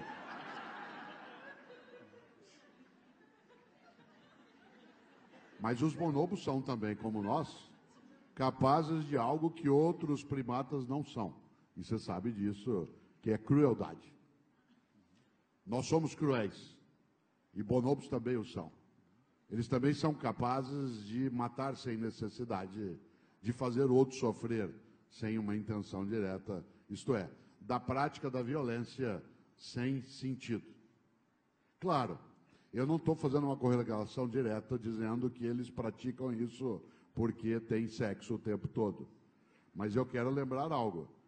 Eu acho que uma dificuldade dos bonobos, e portanto de qualquer um de nós, se assim o fosse, era a incapacidade de ter um período de latência. Isto é, em que você pudesse repousar de um impulso obrigatório que é o sexo contínuo. Porque o impulso obrigatório do sexo contínuo torna isso um encargo e não um aproveitamento. Eles não têm como não fazer sexo. No meu entender, o maior prazer que existe na castidade é ser casto. Né? Isto é, pessoas que se colocam à condição de castidade, elas dão, nas suas várias religiões, um prazer imenso. Há situações em que a castidade levada ao extremo, ela é imoral. Tamanho é o prazer que a pessoa tem de negar nela um impulso vital em que ela diz, todo mundo quer, eu quero muito, mas eu não vou fazer. Olha como eu sou bom. E isso, claro, obviamente eu não estou desrespeitando, nem quero, as pessoas que têm a castidade como sendo um princípio religioso. Mas se você foi jesuíta, você se lembra que eu fui carmelita descalço. E a fundadora dos carmelitas, no caso das carmelitas, Teresa d'Ávila, que você conhece bem, ela chegava a ter uma elevação tamanha na mística, né, na castidade que ela tinha, que do ponto de vista espiritual, ela se colocava como amante, esposa de Jesus, que ela chegava a ter um prazer imenso nessa condição. Eu não estou falando isso para desprestigiar aquelas pessoas que, de alguma maneira, colocam no sacrifício a sua felicidade. Qual é a maior doçura do peregrino? A dor. O peregrino quer sofrer. Ele quer ir de São Paulo a Aparecida sob chuva. Ele quer que haja raio e trovoada perto para ele sofrer bastante. Porque ele tira prazer na privação. E ele é feliz nessa privação. Diz, mas será que ele o é? Aí eu digo assim, mas isso não é ser feliz? Como é que alguém decide fazer o caminho de Santiago de Compostela, dormindo mal, comendo mal, andando a pé, sendo quase atropelado? Por que ele não vai ser um turista em vez de ser um peregrino? É tão gostoso. É que, para ele, não. Aí eu digo, será que ele é doente? Eu diria não. Eu estou com um olhar equivocado. Ele não é um doente. Ele encontra seus momentos de exuberância, ou até da epifania, para pegar um termo que o Pondé usou, em que vem à tona aquilo que o exubera exatamente no sofrimento, na dificuldade, na perturbação. Por último, dentro disso, tal como algumas pessoas o fazem, não fazendo o caminho de Santiago de Compostela, ou fazendo a autoflagelação, mas indo às academias. E chegando no limite máximo da privação. Agora, numa época em que nós temos comida que vem com bula, em que você não pode comer, não pode isso, não pode aquilo, teu corpo tem que ser privado daquilo que mais prazer dá. Claro, eu nunca esqueço, e aí eu termino, de algo que me perturba bastante, até queria depois ouvi-los. Quando da morte de um dos maiores escritores que esse país já teve, foi João Ubaldo Ribeiro. João Ubaldo Ribeiro, homem da Bahia, que como Pondé, que viveu na Bahia boa parte da vida, sabe. Durante o velório do João Ubaldo Ribeiro, eu pensava, João Ubaldo, fazia 20 anos que ele não bebia nada alcoólico, 20 anos que ele não comia acarajé, 20 anos que ele se cuidava. Eu pensava, vão sepultar um cadáver saudável.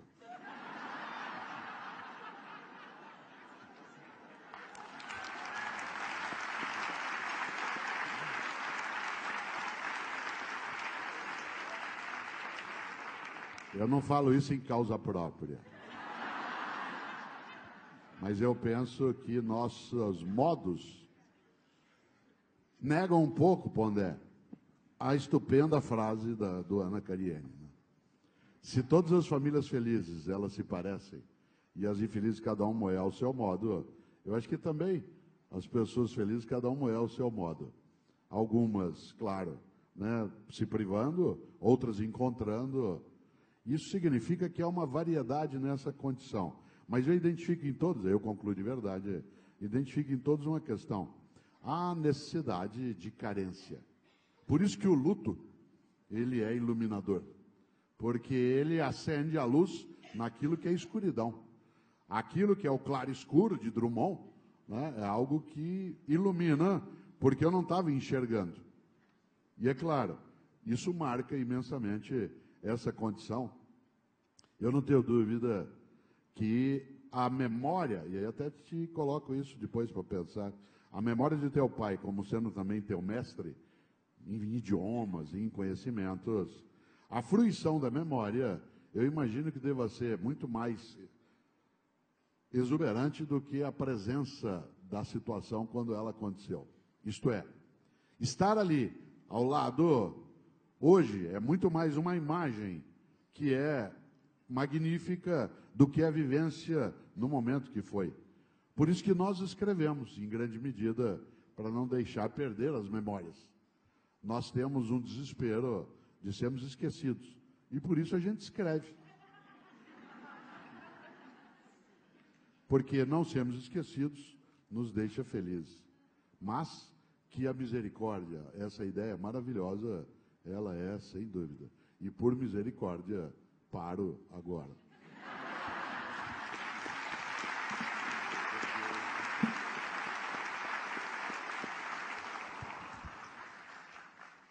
Grande parte do encanto, da sedução que a fala do Cortella provoca é, além da capacidade de entremear boas citações, quase infinitas, de uma grande capacidade de leitura e grande capacidade de retenção de memórias, esses excertos iluminadores, mas, acima de tudo, na transmissão indireta, a socapa de uma evidente pessoa feliz.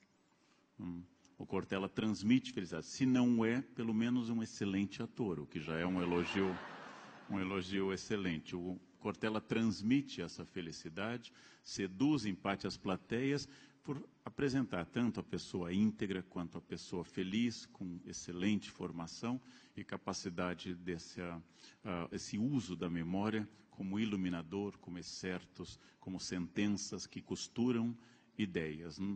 Para o Cortella, a interrupção da felicidade ilumina a própria felicidade. Felicidade não será permanente, será sempre fruída de forma em doses, e a falta vai provocar o aumento dessa felicidade. Pondé duvida um pouco mais da felicidade como projeto civilizacional.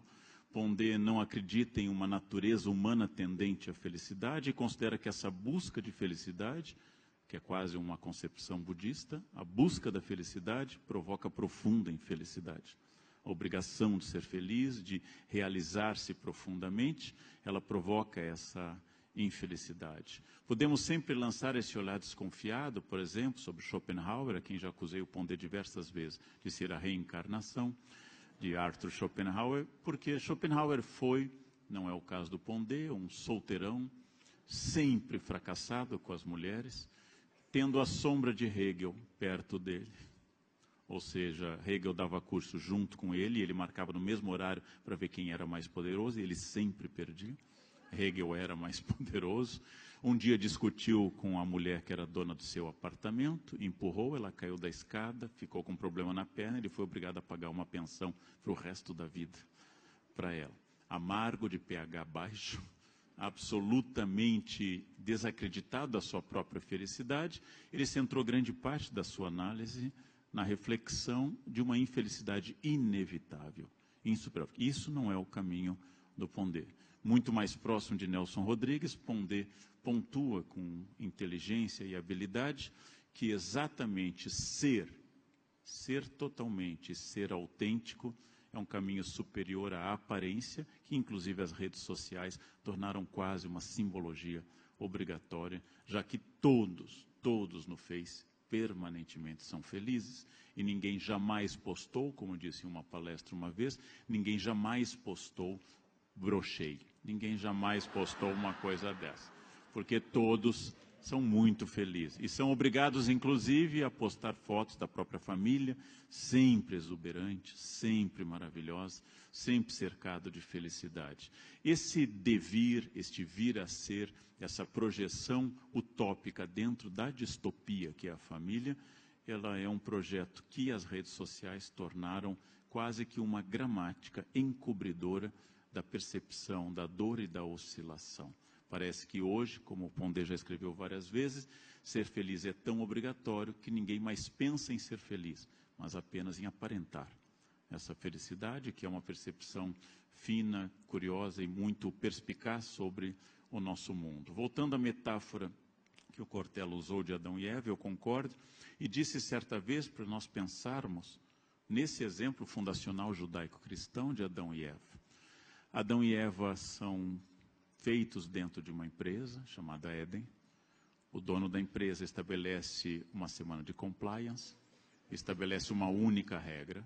Essa única regra não pode fazer tudo, andar pelado, fazer o que quiser, mas só não pode comer dessa árvore, das outras todas. Como a gente sabe com qualquer criança, quando você diz não coloque os dedos na tomada, isso é considerado um convite obrigatório para que ela coloque. Não sei se é natureza humana, mas nós herdamos essa desobediência. Adão e Eva desobedecem, são expulsos por justa causa, são demitidos, vão para o mundo, infelizes, fazem o caminho que todos que não conseguem a felicidade fazem, têm filhos, não, os dois têm filhos. Eis que um filho, Caim, matou o outro filho, Abel. A primeira família humana, a mais próxima de Deus, Adão que viveu 930 anos. Adão que não tinha umbigo, como Eva não tinha umbigo. Adão e Eva, que tinham uma família perfeita, resultou em 2 demitidos, um assassino e um cadáver. Essa é a experiência da primeira família, a mais próxima de Deus. Aquela que conversava com Deus abertamente. Uma família que tinha tudo para dar certo, inclusive porque não tinha sogra. Não tinha o elemento de dissolução das famílias, não? Bem, parece que sogra é um elemento. Eu posso retirar dos comentários da Torá, desses comentários Multsa, os comentaristas judeus inventaram o sistema Windows de leitura, com janelas ao redor do texto, de grandes comentaristas. Eu posso tomar o comentário da Torá. O ser humano não é perfeito, mas é perfectível. Ou seja, não é uma obra acabada, mas é uma obra em andamento. E essa capacidade de continuar tentando seria muito mais a centelha ou da misericórdia, a iluminação do Pondé, ou o Cortella, que é um homem de fé, uma centelha do divino implantada no homem. O Cortella já nos disse na outra vez em Campinas que ele estará no céu e eu e o Pondé estaremos no inferno por não sermos pessoas de fé. O Pondé por não ser batizado e eu por ser um apóstata, nós dois estaremos no inferno. Considerando a hipótese de uma eternidade ao lado do Pondé no inferno, ou uma eternidade ao lado do Cortella no paraíso, eu fico feliz com esses dois grandes amigos, discutir para o resto da vida, leituras e assim por diante. Fico muito feliz. Não? Essa parte final foi parcialmente sincera, mas a ideia, gente... A ideia da felicidade como um projeto para corrigir o presente, usando mais ou menos a referência de Montaigne, que no capítulo dos canibais dos seus ensaios, do livro 1º, usa os canibais do Brasil para corrigir a sociedade francesa.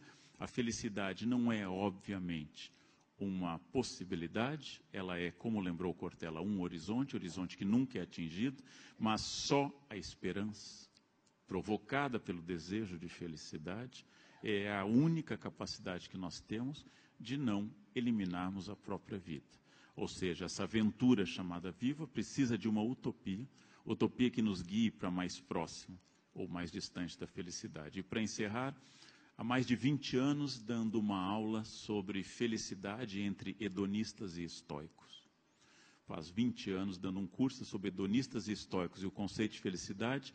Uma senhora fazia o curso, e ela me disse, professor, eu sou feliz.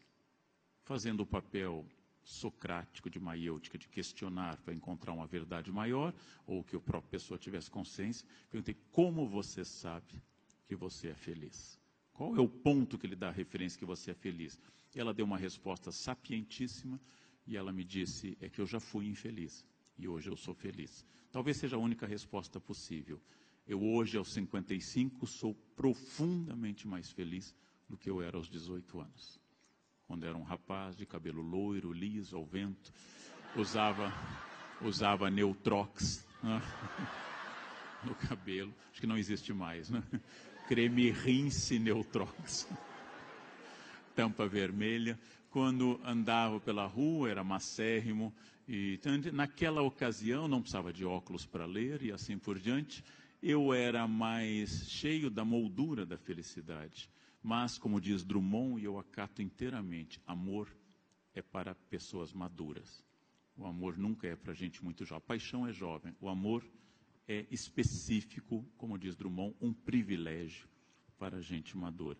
E para mim, essa etapa da vida, esse terço final da vida, é profundamente feliz. Não porque eu viva feliz, para não ser o bobo que o Cortella advertiu, mas porque hoje eu tenho consciência que a minha felicidade, ela não é permanente, pode ser obtida, e ela depende de uma série de concepções, citando a Monja Coen, com quem lancei livro recente, de que o sofrimento é inevitável, a dor é inevitável, mas o cultivo desse sofrimento é opcional. A dor é inevitável. Não importa o que você fizer, alguém do seu círculo vai morrer. Não importa o quanto você se cuide, você vai morrer. Cortella lembrou que quem deixou de lado todos os vícios será enterrado como um cadáver virtuoso, sem nenhum vício. Quem foi com os vícios até o fim será enterrado como um cadáver viciado. Quem se cuida e malha todos os dias ficará lindo no caixão, com abdominais definidos. E o que é essa esperança? Para encerrar e passar às questões finais, eu acho que a metáfora mais óbvia e comezinha que eu possa dizer, a esperança é aquilo que tantas e tantos fazem aqui. Todos os dias passar um creme no rosto ou no corpo. É uma profunda esperança. É um desejo fadado ao fracasso. Não importa quanto hidratante você colocar, você morrerá. Mas entre a morte inevitável, aquela que em outra ocasião Pondé lembrou que um lugar bom para fazer filosofia é o necrotério, entre a morte inevitável, inexorável e o meu momento atual, eu cometo esses deslizes de esperança, ou de passar um creme, ou de fazer uma dieta, como estou fazendo agora, que me obriga a pensar em comida o tempo todo, 24 horas por dia, e quando eu interromper a dieta, a comida terá um sabor completamente diferente devido a esses meses de capim, de esteira e de batata doce e peito de frango. Essa ideia, então, projeta em uma utopia que me puxa. E essa utopia não tem a função opiácea que Marx deu para as religiões. Ela tem uma função de aumentar a minha consciência de que a felicidade é possível, que ética não é uma ciência para anjos, mas que ética é uma ciência do perfectível. E perfectível eu continuo preocupado e, como eu já disse várias vezes, provavelmente hoje, como ateu, muito mais cristão do que eu era como católico. Já que eu fui um excelente católico, como eu disse no livro da Planeta com o Padre Fábio, fui um grande católico, mas eu não era exatamente um cristão. Entre outras coisas, voltando à fala do Pondé, porque eu era uma pessoa de bem, eu era virtuoso, eu era inimigo de qualquer vício, eu era casto, eu era pontual, eu era insuportável. Ter chafurdado na lama do pecado, ter me afundado como filho pródigo entre suínos longe da casa do pai, me fez ter consciência que hoje eu sou muito mais humano, muito mais frágil, muito mais capaz de compreender que as pessoas que eu acho terríveis provavelmente fizeram as coisas que eu não tive ou coragem ou oportunidade de fazer ainda. Ou como disse minha empregada uma vez, quando recriminei que ela usava DVD pirata, ela diz, o seu dinheiro, professor, o torna ético. Ter dinheiro para comprar isso me tornava ético. Né? Vamos testar essa ética na crise. Vamos fazer como o Brecht fala na Mãe que Aborta, em um banheiro sem teto em um dia de neve. De perto ninguém é normal, como diria Nelson Rodrigues, e nós continuamos isso. E esses momentos, como esse agora, são profundamente felizes. Segundo Cortella, porque vão terminar. E cada um de nós irá para sua casa e passaremos semanas sem nos ver, apenas nos lendo pelos jornais e vendo vídeos na internet. E ao nos reencontrarmos, teremos muito a dizer, teremos muitas questões. Felicidade realmente é um exercício, nunca é uma meta. É uma prática, é uma decisão. Isso faz com que haja pessoas felizes e infelizes, apesar de não haver diferença na maneira da sua vida ou nas condições da sua vida. Essa é uma grande questão para nós pensarmos, e eu encerro essa primeira parte agradecendo a atenção de vocês e passando à parte final, no qual livremente, sem ordem, cada um de nós pode estimular, fazer, encetar perguntas para os outros. Muito obrigado. Muito bem.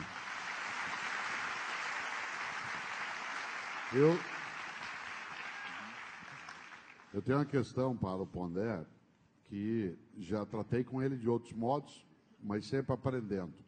O Pondé é uma das pessoas que eu conheço que mais entende de Dostoiévski, e mais entende também daquilo que a gente chama de alma russa, né, dentro da filosofia.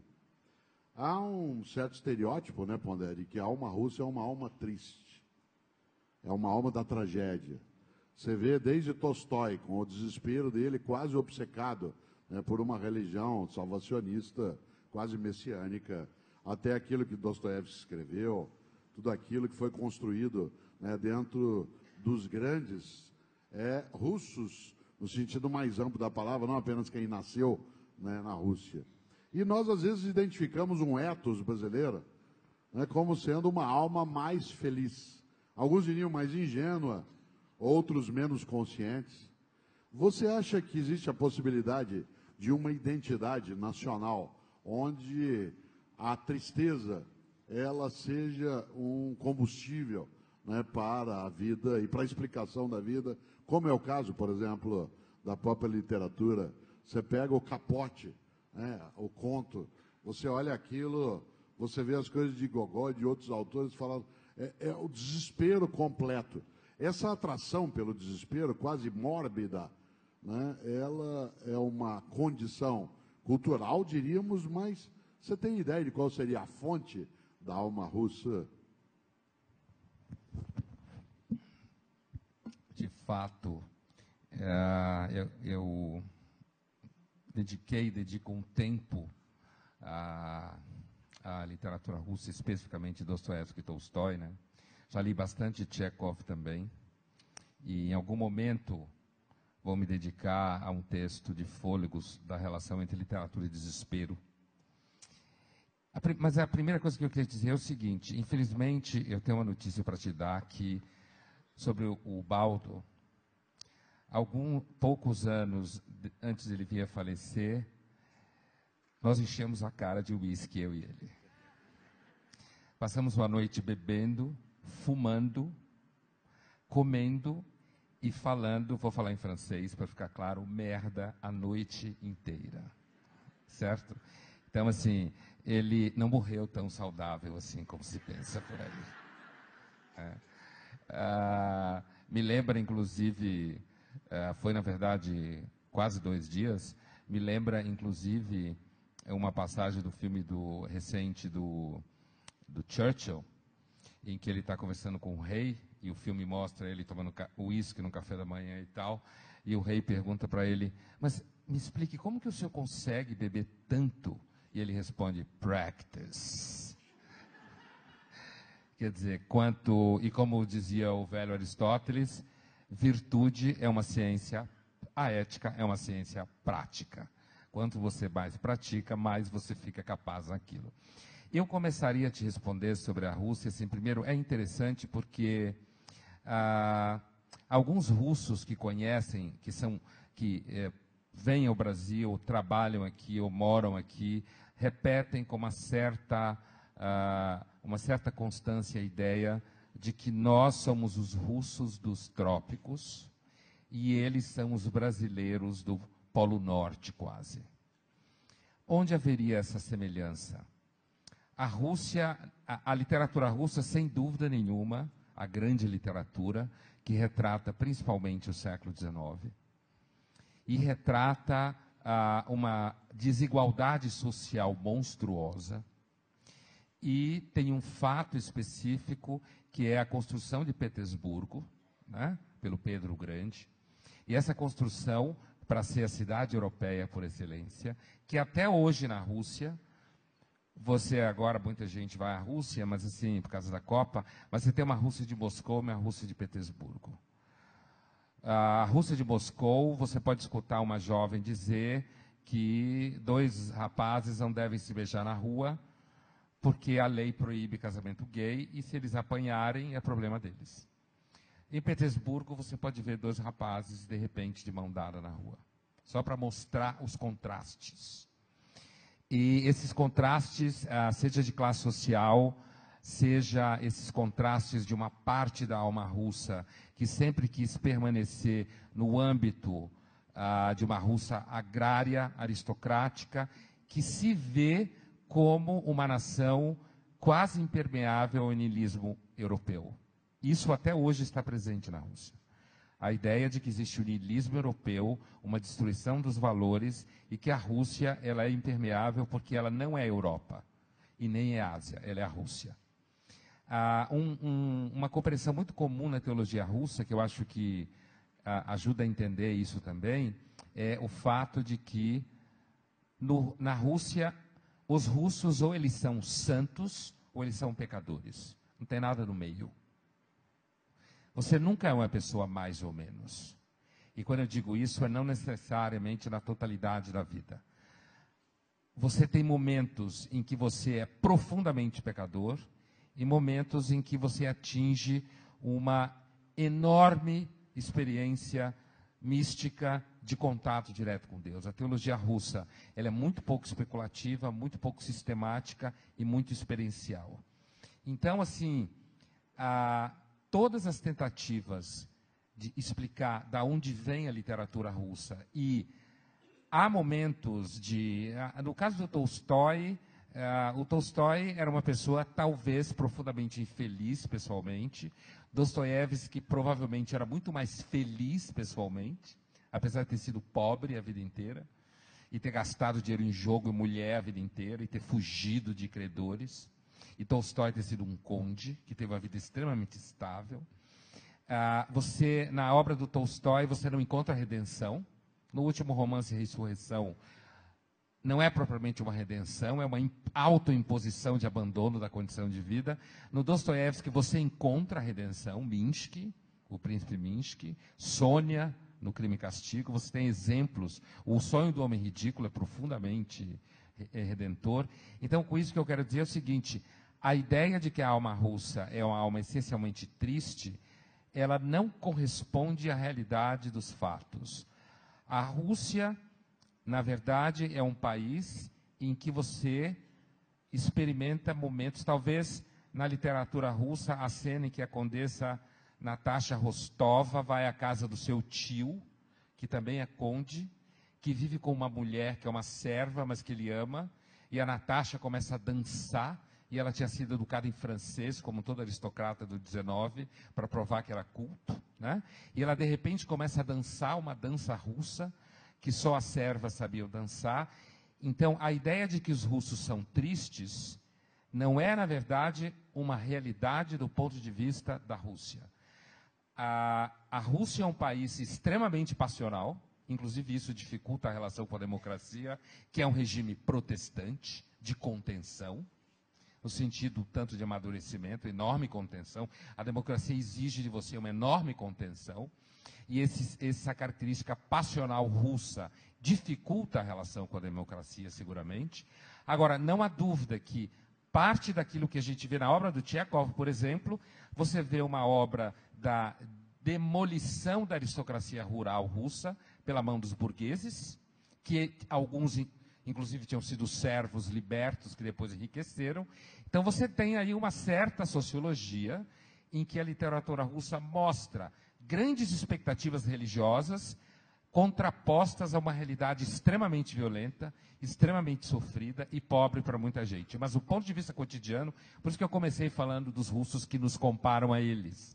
Porque do ponto de vista cotidiano, você pode encontrar na Rússia, e a Rússia é um país profundamente feliz, profundamente alegre, as pessoas bebem muito, supostamente fazem muito sexo, não sei se tanto quanto os bonobos. Eu nunca acredito nessa história que a humanidade está fazendo muito sexo. Eu acho que as avós faziam mais do que hoje em dia, né? Mas a vida sensorial na Rússia, comer, beber, transar, se apaixonar, e até o fundo do poço pelo que você sente, se afasta um pouco da ideia, inclusive, que o cinema americano inclusive no período da Guerra Fria, construiu muito com relação aos russos. Na verdade, os russos riem muito da ideia de que eles perderam a Guerra Fria. O entendimento comum na Rússia é de que a Guerra Fria nunca acabou e de que, na verdade, a Rússia tomou um tombo porque Gorbachev é um idiota, que é o que todo russo entende do Mikhail Gorbachev, e de que a Rússia está voltando e que pode esperar que a Rússia engole a América.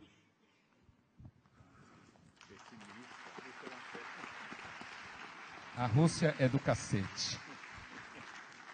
Eu tenho tempo para mais uma última questão que eu farei ao Cortella.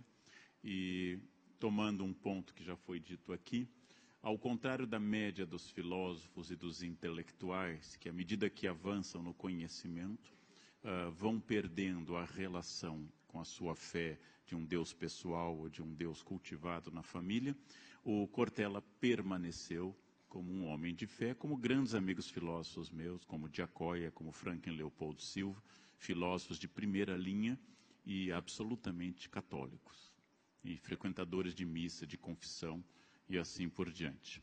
Outros filósofos afastaram-se da ideia de religião, como o próprio Pondé, afastaram-se dessa ideia e o Pondé tornou-se um ateu. Mas a pergunta que eu faço ao Cortella, se houve algum choque, seja do ponto de vista prático, reflexivo, racional, entre seu estudo intenso e profundo e a sua convicção da ideia de um Deus pessoal, ou, repetindo um pouco Sartre, como você coaduna a sua liberdade, pressuposto básico, com a onisciência divina e com a existência de um plano anterior a essa liberdade.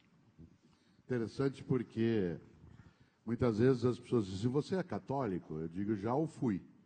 Eu tenho referência católica, tenho tradição católica, mas eu não me coloco nessa condição porque eu não sou um frequentador de culto, não sou alguém que vai até os cultos católicos, portanto, eu acharia uma ofensa aos católicos se eu me colocasse na mesma condição de modo morno.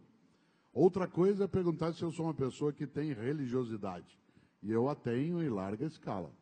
Aquilo que estudei em filosofia ou em teologia não colidiu com essa condição. Em grande medida, o estudo de filosofia demoliu um pouco daquilo que é a exterioridade da religião. Aquilo que Mircea Eliade lembrava, o rito reforça o mito. Em alguns momentos, a racionalidade que a filosofia pode oferecer, ela mostrava que alguns dos ritos eles não tinham nenhum tipo de seriedade e que parte dos mitos eram tolos. E, nesse sentido, não há uma diminuição da fé. O que há, no meu caso específico, é uma consolidação de uma fé menos alienada em relação a símbolos e, ao mesmo tempo, a representações que fazem parte desse andaime. No entanto, eu tive e tenho dessa trajetória algo que não é a prática de uma religião, mas uma perspectiva de religiosidade em que um dos grandes contributos que o mundo judaico e depois o mundo cristão ofereceu à minha formação é algo extremamente animador, que é a ideia de pecado. A noção da falta. E quando eu falava antes em ausência, eu colocava também a falta nesse campo como sendo aquilo que permite que eu não me desumanize, mas que eu não caia na armadilha da perfeição como realidade, em vez de sê-la como aspiração. Nunca esqueço do Stendhal, num dos seus contos mais magníficos, que há uma cena maravilhosa, que é uma princesa no alto de uma torre, num castelo, numa noite de muito calor, um calor imenso, e a princesa tomava um sorvete delicioso. Enquanto ela tomava o sorvete, ela pensava, pena que não é pecado. Porque se pecado fosse, ia agregar muito mais felicidade àquela condição. Por que eu estou dizendo isso? Não acho que haja uma oposição entre essa formação, digamos, mais cartesiana até. Meu primeiro livro foi sobre Descartes. Um livro até com um título contraditório, que é Descartes, a paixão pela razão. E é claro que a intencionalidade do título era lidar com essa condição de não fazer com que Descartes saísse para que Pascal entrasse, ou tirar Pascal da sala para que Descartes pudesse ali estar. Assim como eu não acho, né, que se deva fazer uma colisão entre essas perspectivas na qual o pensamento filosófico ele admite a percepção de uma religiosidade que não é ateia, mas de uma religiosidade em que você não tem mitos.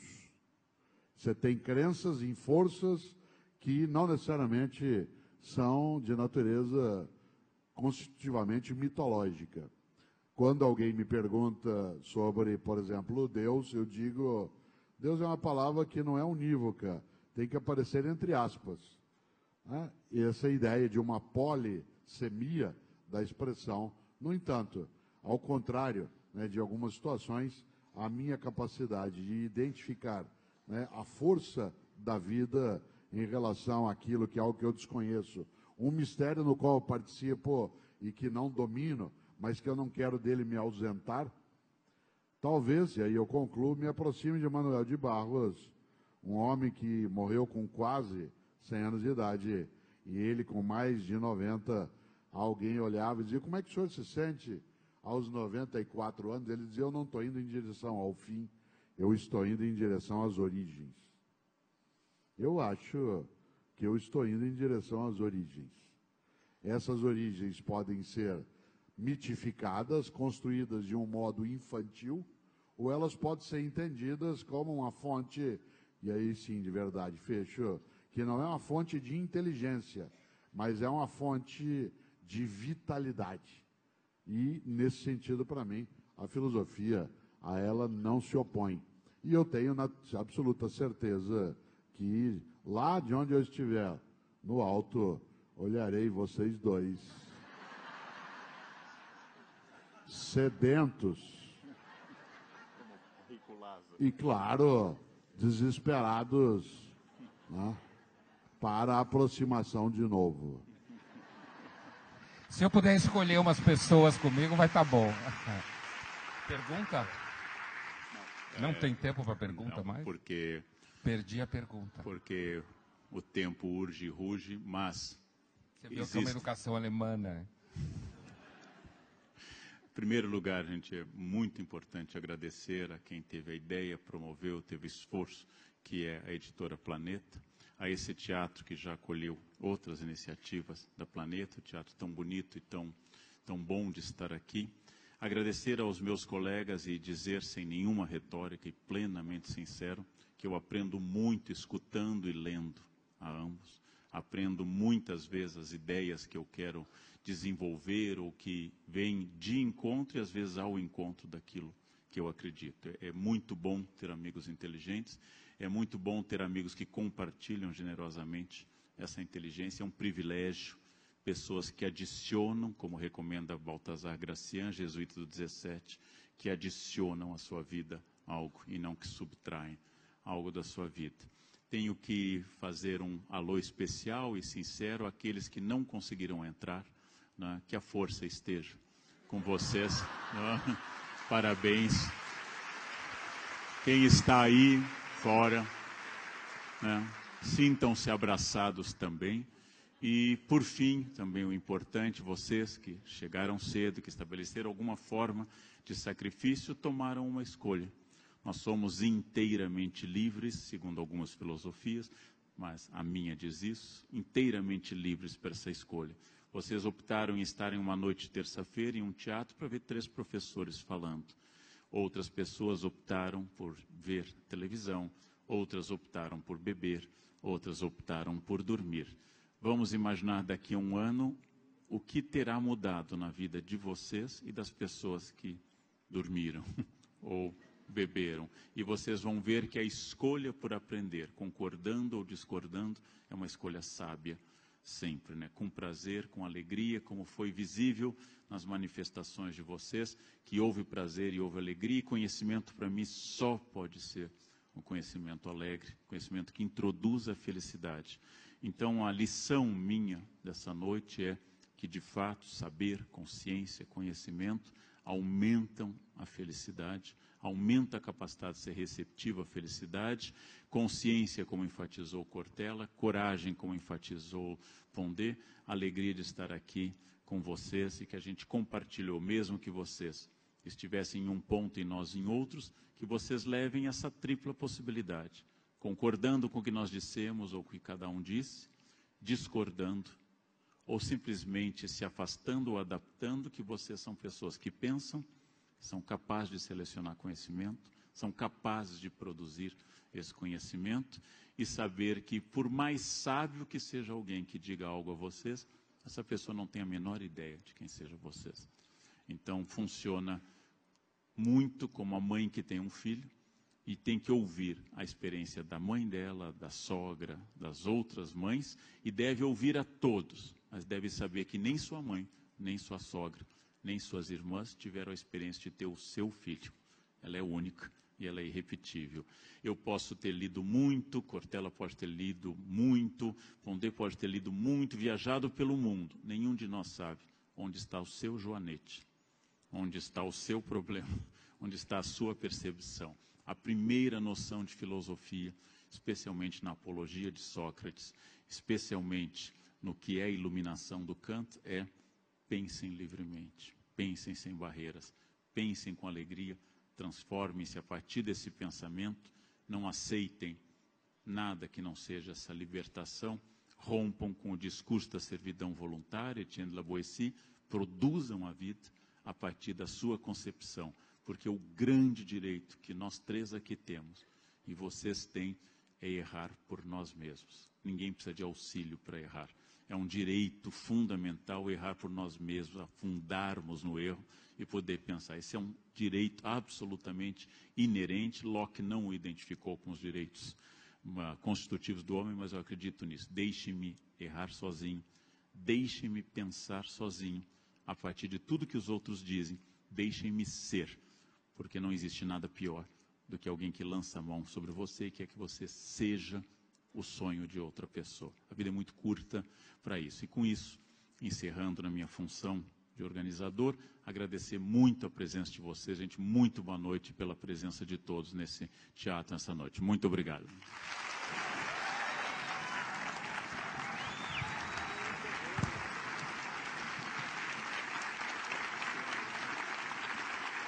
Vai chegar lá, então.